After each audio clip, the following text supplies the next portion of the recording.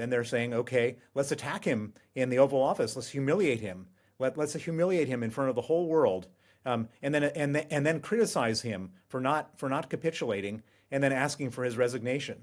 How does that serve anyone's interests other than Vladimir Putin's?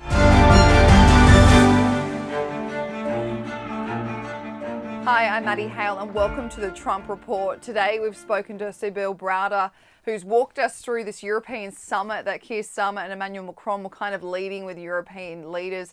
It was all about how Europe steps up to the plate and helps Ukraine in this fight without relying on the United States so much. So they're going to take a plan to Trump and see if he will sign off on that.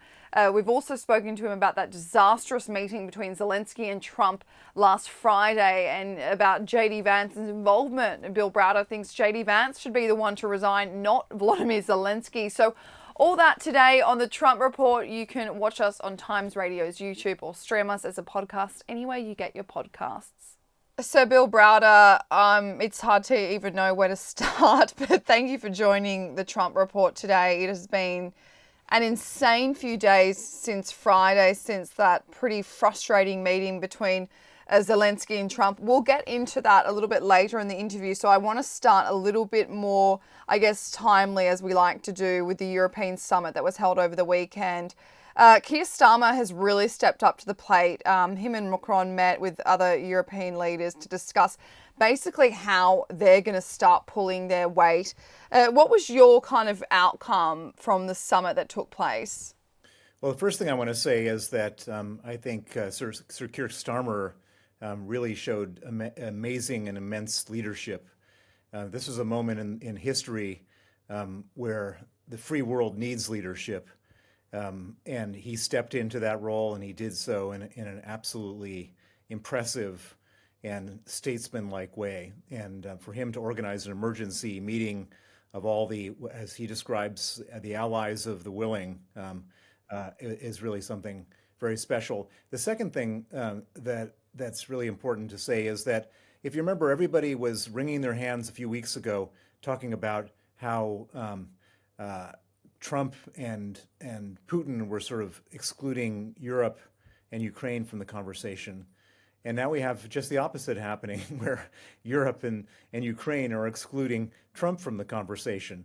Not willingly, he sort of excluded himself, but we're in a situation where, Europe, which is an enormous economic and physical body with a lot of people and a lot of resources, is now, through its collective action, stepping up and showing that Europe has got a very important place in how this war ends up resolving itself. And the thing that we've always known, especially you, Bill, who's so deep in the situation, is that Europe has always had a role in this war. It was just kind of sitting still for a bit. And obviously we didn't know how the United States was going to play this. We didn't know if they were going to be the ones to broker this deal. But look, the narrative shifts every single week. We know that. But the one thing that we have known is that Donald Trump has wanted Europe to step up and kind of take more ownership over their own area. So I wonder, is your interpretation basically similar to what some people believe, that you say what you want about Donald Trump, he has been successful in getting Europe to step up, invest more in their defense, commit to helping Ukraine in any capacity that it needs, even after a peace deal is brokered. Is that your interpretation, that at least he actually got that done?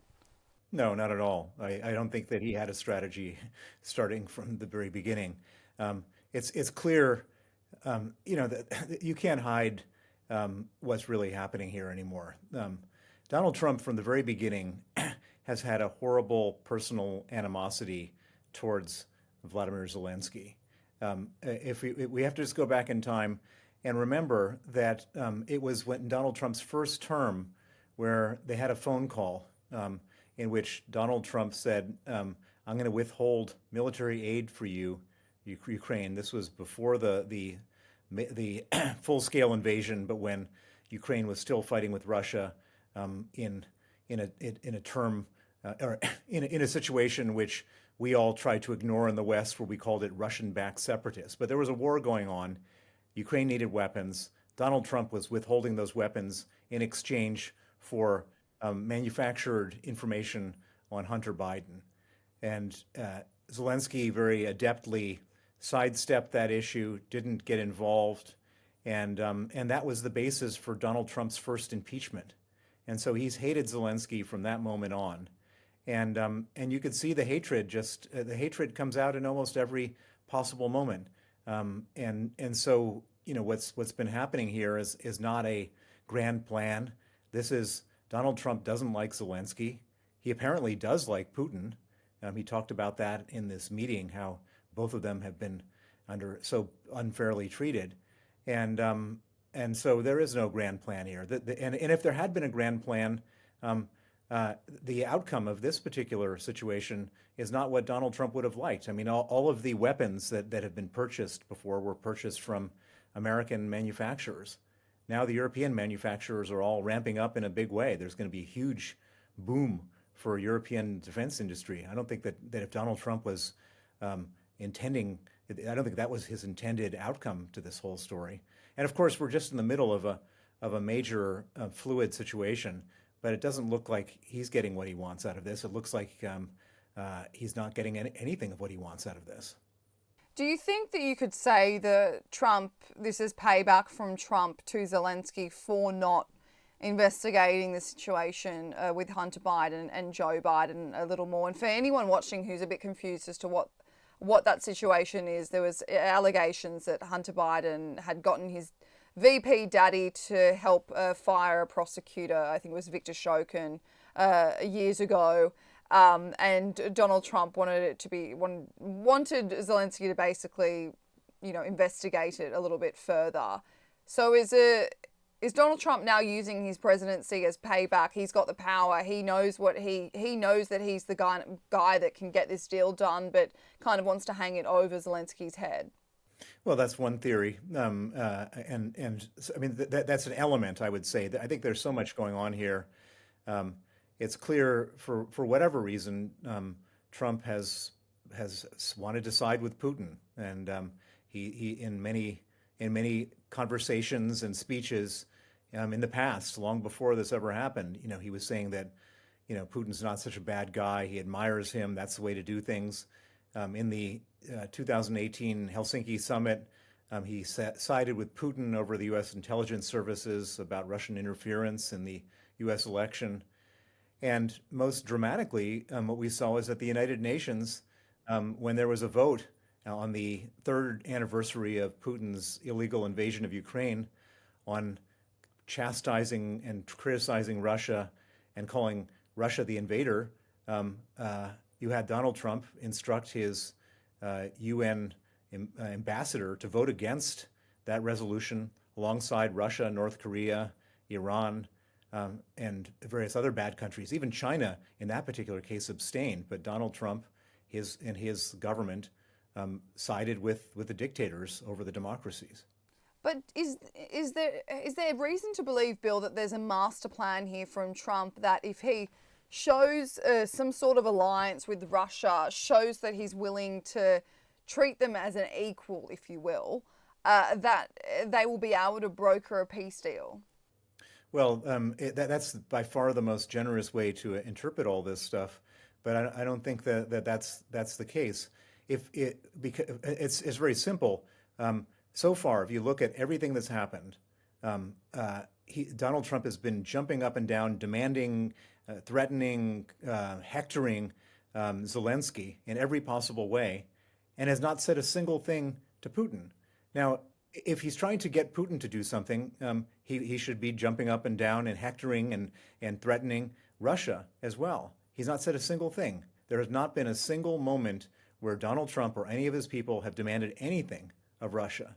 And so if they were hoping for peace, then why would they be not criticizing Putin for increasing the bombing of cities and civilians in Ukraine while this supposed peace negotiation was going on? It just doesn't fall into any of those. Everybody is trying to thread the needle through some tiny little hole to all make it like there's some strategy here that Donald Trump is actually doing what's right. but there's not a single element of reality that supports that. What we see is what's happening, which is that he's siding with Putin, siding with the aggressor over the victim in every possible way. And it's, there's no generous way to sort of unpack that to make it look like there's some grand strategy here. But that is the thing, Bill, is that throughout the last few days there has been a certain rhetoric of people trying to understand Trump's point of view. And to be honest, from a personal point, I actually came at a loss here. I couldn't understand certain strategies from the Trump administration. And it's an excellent point that you raise, is that a lot of the conversation is surrounding the diplomatic discussions between all the different countries, if you could call it diplomacy, between Russia. But the reality is Russia is still orchestrating numerous drone attacks on Kyiv overnight. Some of the biggest drone attacks they did last week, I think it was last Sunday. So the war is still very much going on despite negotiations taking place or discussions taking place. But I want to get your thoughts on the fact that Russia, after the European summit, slammed it, saying it was anti-Trump and anti-Russia, and those taking part in this European summit are the ones that actually want to continue the war. What was your reaction to when that kind of statement came out?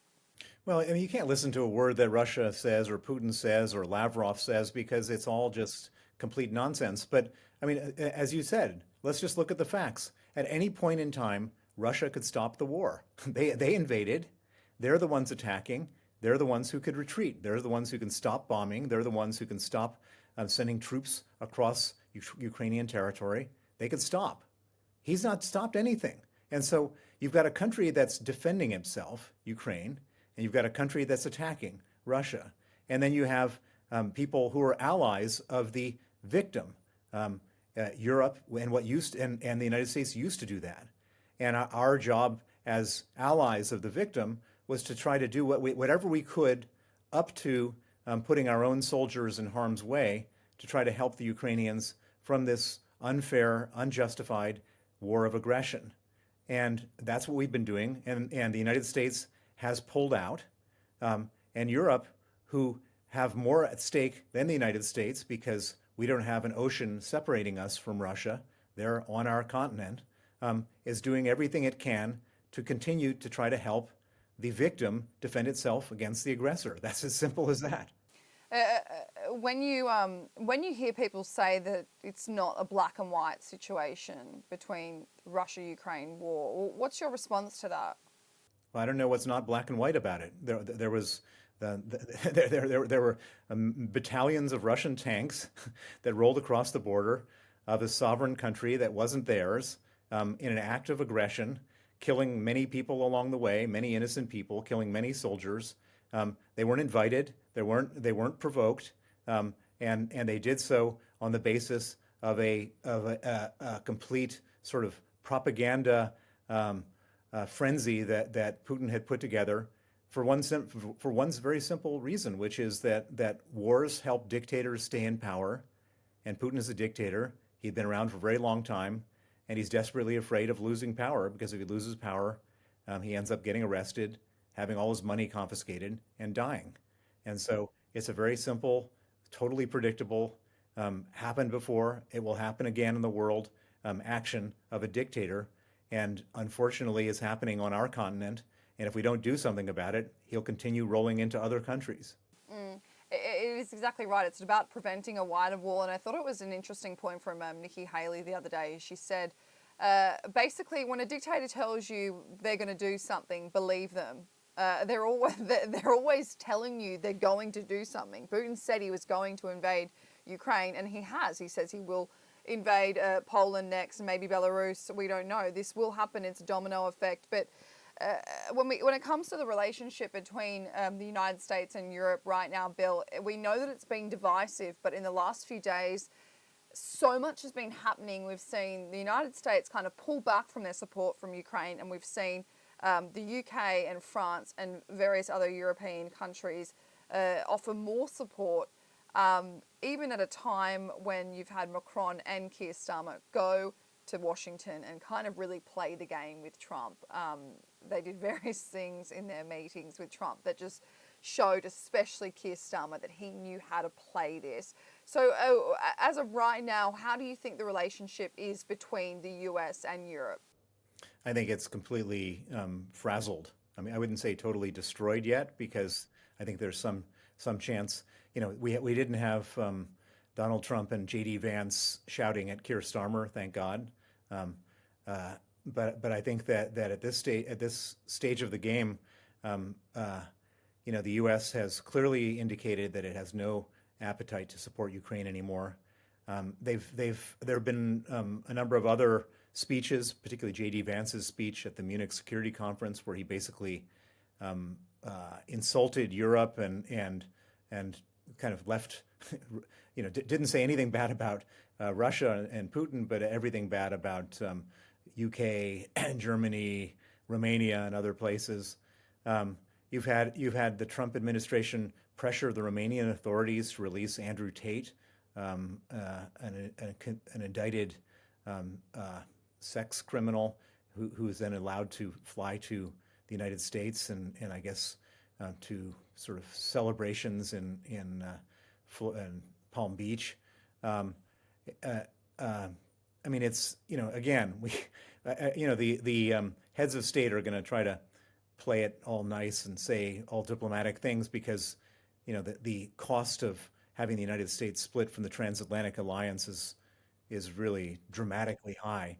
But it's pretty obvious what's happening right now, uh, and there's only one saving grace in this whole situation, which is that Trump is such a volatile character that he could, as easily as he's completely changed his attitude towards Ukraine and Russia, he could and Europe, he could change again. Anything could happen. He gets mad about something, generally a personal grievance, and then acts out on that. And so that's our only hope is that somehow his total crazy character will turn around and somehow embrace. I mean, look at, for example, Marco Rubio when he completely. You should hear the speeches of Marco Rubio during campaign attacking Trump and him calling him little Marco and so on and so forth. And all of a sudden, Marco Rubio is his Secretary of State. So anything is possible in this Trump world in terms of geopolitics because he could change on a dime on reasons that we might not ever even understand. And it is important to note that we're only 5 weeks into this Trump administration. There has been so much. I think anyone following US politics has whiplash from Donald Trump changing his mind and the administration doing various things that we don't agree with, or some might. But I think we should get into what happened on Friday, Bill. This was a very unprecedented moment, having Donald Trump and Volodymyr Zelenskyy basically having a bit of a screaming match. Members of Trump's cabinet sitting there, occasionally piping up to speak. But Mike Waltz later on over the weekend, he said that the US, he thinks that Ukraine basically needs a leader that can deal with the US, can deal with Russia to end the war, and that actually wants peace. So the narrative that the United States is now pushing at Zelenskyy is the problem. Is that what are your thoughts on that Zelenskyy is the problem right now? Well, that's what Putin thinks. So, I mean, again, let's just look at what's happened here. So the basic approach of this whole so Trump wants to end the war in one day. That's his big campaign promise. How does he end the war in one day? Well, Putin's not changing anything. Putin wants he had a maximalist approach and has never compromised for a second. And so the only way that you can make anyone to change the situation is to have the other side, the weaker side, Ukraine, capitulate and give in to Vladimir Putin's demands. And then you've got Zelenskyy, who is the same leader who, when he was offered a helicopter out of Kiev on the day that Russia invaded, said, "I don't need a ride, I need ammunition." This is the war hero, the Churchillian war hero, who has stood up to Russia for 3 years and caused Putin an unbelievable nightmare that he could have never imagined. And this guy is saying, no, I'm not going to capitulate. I'm not going to capitulate on behalf of my country.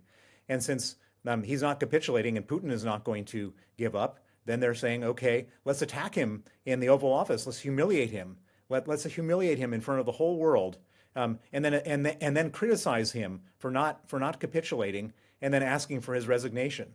How does that serve anyone's interests other than Vladimir Putin's? And so Zelensky is not the problem.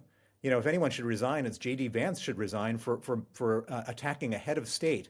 That was the most unprofessional thing I've ever seen in my entire life. JD Vance should resign, not Vladimir Zelensky. Well, Bill, you were in the room at the Munich Security Conference when you saw JD Vance do that speech, which was very pro Russia and not pro any allies. Now, do you think in that moment when JD Vance was shouting at Zelensky, which quite literally did look like a scene out of a TV show, I couldn't believe it when I was watching that live, do you think JD Vance in that moment lost international respect? But also, he's been labelled, Trump's minion that made a fool out of the United States.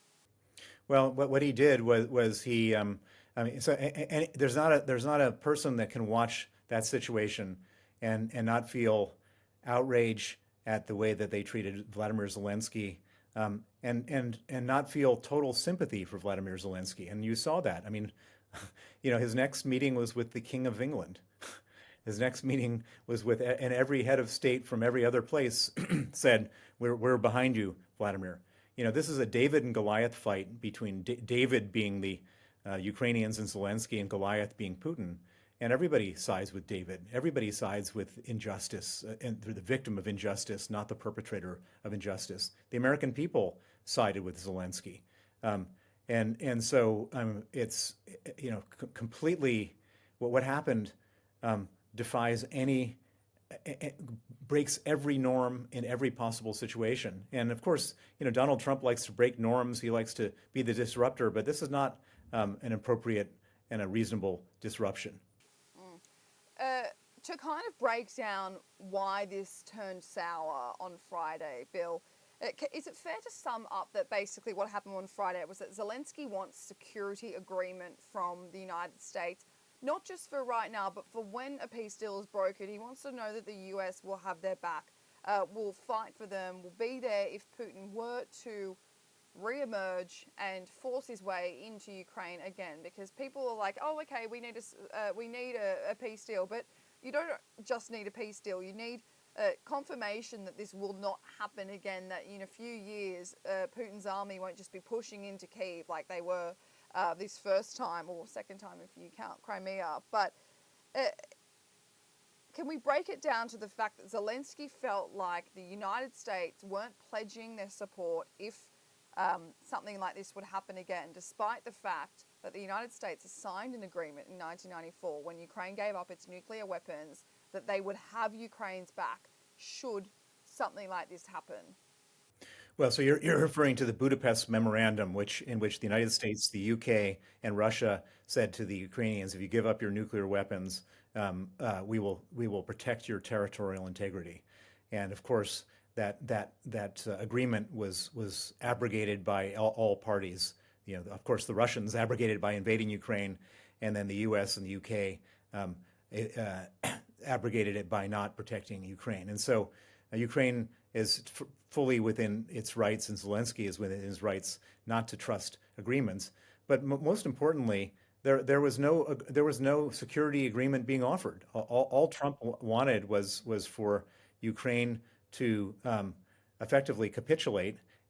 He also wanted Ukraine to sign over a huge amount of mineral resources, which in some insane shakedown deal where not for future security guarantees, but to repay past grants, military grants that the United States had given to Ukraine that had somehow turned into loans.